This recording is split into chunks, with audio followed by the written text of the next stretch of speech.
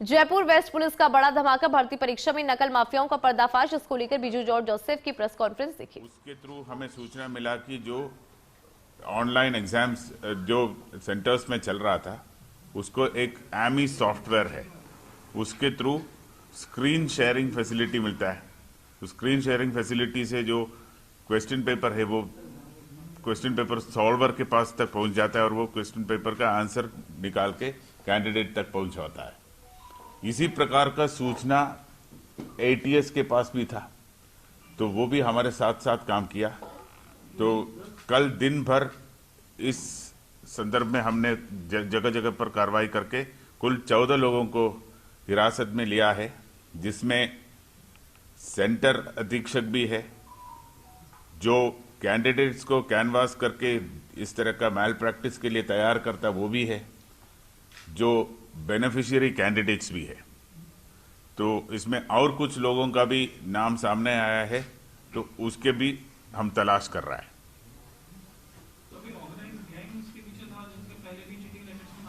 ये जो गैंग जो है, जो बिल्कुल ऑर्गेनाइज गैंग है, और अभी हमारा पास जो सूचना है उसके अनुसार ये गैंग ऑपरेट करता जब विंडोज के ऑपरेटिंग सिस्टम के थ्रू जो एग्जाम्स कंडक्ट होता है, उसी तरह का एग्जाम्स को कॉम्प्रोमाइज करने के लिए इनके पास टेक्नोलॉजी है। वो टेक्नोलॉजी को मिसयूज करके इस तरह का मैल प्रैक्टिस करवा रहा था।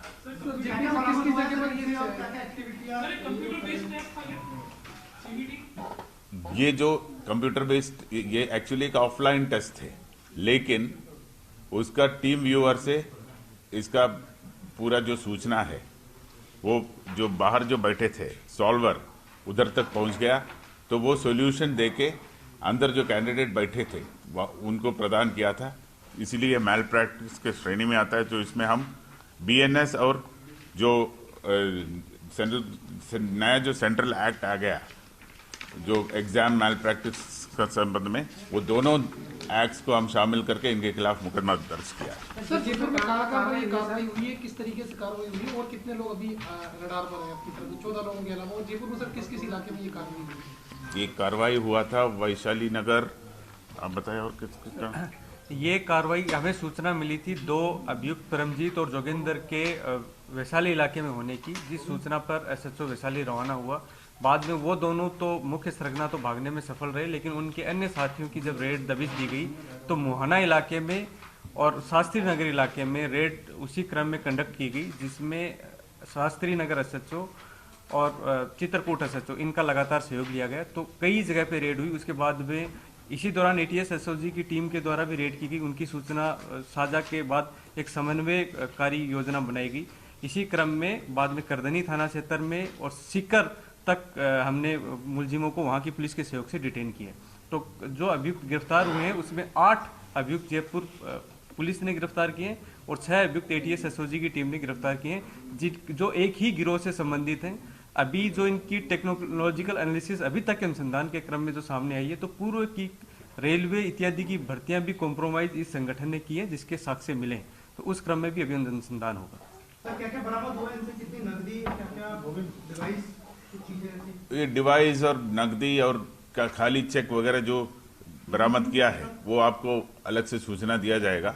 और इसका जो टोटल जो नेटवर्क को खुलासा करने के लिए हमने एक एसआईटी का भी गठन किया है, जो टीम काम करेगा इसका पूरा खुलासा करने के लिए, जिसको एडिशनल डीसीपी वेस्ट द्वारा नेतृत्व करेगा। सर, अभी पता चला कि कैसे नेटवर्क ये बनाते थे, अभ्यर्थी तक कैसे पहुंचते थे ताकि वो उसकी हेल्प कर सके, और कितने रकम लेते थे?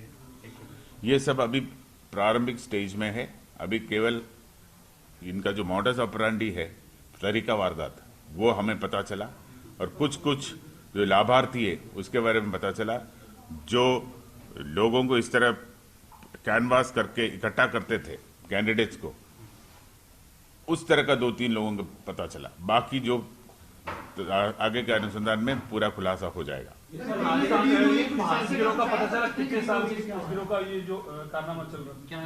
राजस्थान के अलावा दूसरे स्टेट में हो सकता है, लेकिन ये सारी चीज अभी हम इस स्टेज में पूर्ण रूप से फाइनलिटी के रूप से बोल नहीं सकता, क्योंकि इन्वेस्टिगेशन में जब आएगा आपको सूचित समय में करते रहूंगा मैं। राजस्थान से बाहर भी है नेटवर्क? हो सकता है। सर कोई इंस्टीट्यूशन भी इसमें शामिल है? जो सेंटर्स जो एग्जाम कंडक्ट करने के लिए वेरियस एजेंसी से चिन्हित करता है, उसका प्रॉपर ऑडिट नहीं होता, इसीलिए ये प्रॉब्लम्स होता है। अभी आपने जो हमने अभी किया है, कल जो किया है, उसमें सेंटर कॉम्प्रोमाइज होता है। सेंटर जब कॉम्प्रोमाइज होता है तब ये लोग सक्सीड होता है।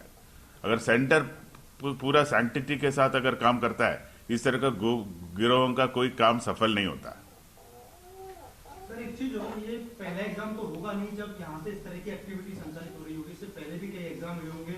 रेलवे के एग्जाम अभी बीते दिनों 10 दिन पहले भी हुआ था टेक्नीशियन का, क्या उसमें भी इन लोगों ने इस तरह की टेक्नोलॉजी अपनाई और पेपर लीक करवाया था? जो आप पूछ रहे हैं रेलवे के एग्जाम के बारे में, 10 दिन पहले हुआ था, उसमें जो कैंडिडेट पकड़ा था वो उनके पास ब्लूटूथ डिवाइस था। उसका आगे ब्लूटूथ डिवाइस कौन सप्लाई किया, किसके माध्यम से उसको सहयोग मिला, इनपुट मिला, वो अभी अनुसंधान जारी है उस संबंध में। जब उसका पूरा सामने आएगा तो आपको बताएंगे। अभी प्रीमेच्योर है इस स्टेज में आपको जवाब देना। सर ये इस केस में भी क्या पर्टिकुलर लिंक है सर उस सेंटर पे, और भी कोई एग्जाम हुई हो वहां पर? जहां जहां कल एग्जाम्स हुआ है उनका पूरा हम तस्दीक कर रहे हैं, क्या क्या एग्जाम्स पीछे हुआ है, उसमें इनका कोई लिंक था, ये सब हम टेक्निकली हम एनालाइज करके स्थापित करेंगे। सर कोई बड़ा मोटा बताया होगा कितने रुपए में ये इस तरीके से नकल वगैरह करवा रहे थे?